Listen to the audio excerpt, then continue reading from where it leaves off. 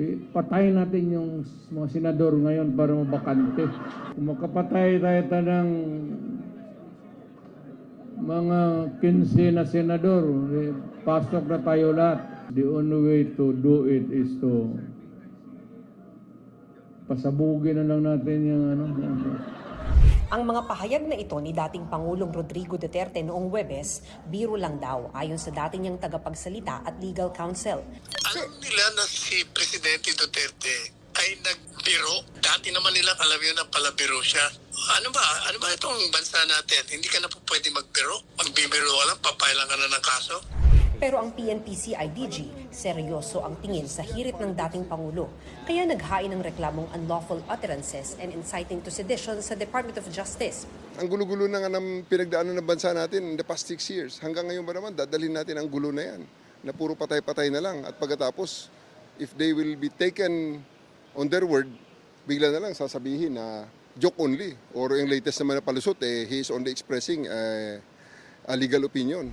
Bago yan, may ganitong pahaging si Pangulong Bongbong Marcos sa kampanya ng kanyang senatorial slate noong weekend, bagamat wala siyang direktang pinangalanan. Narinig lang natin nung isang araw, wala daw pag-asa. Siguro, kanina wala silang pag-asa, kaya papatay na lang sila ng 15 na senador.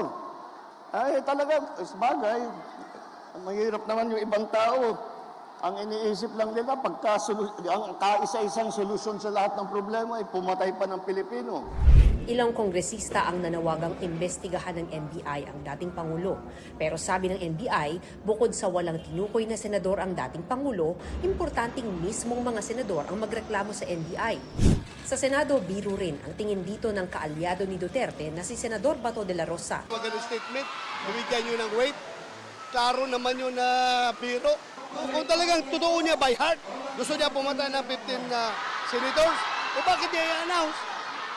Klaro-klaro na nagpapatawa siya.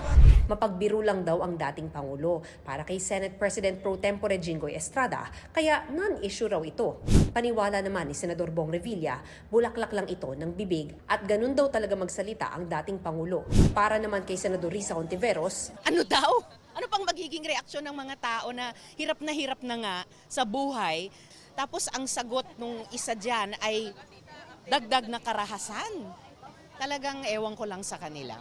Para naman kay Senate Minority Leader Coco Pimentel, ang Department of Justice at NBI daw ang nakakaalam kung may naganap na krimen. Kung wala, tapusin aniya ang issue. Para sa GMA Integrated News, Mav Gonzalez ang inyong saksi. Talking of opportunities, the only way to do it is to pasabugin. Mga kapuso, maging una sa saksi. Mag-subscribe sa GMA Integrated News sa YouTube para sa iba't ibang balita.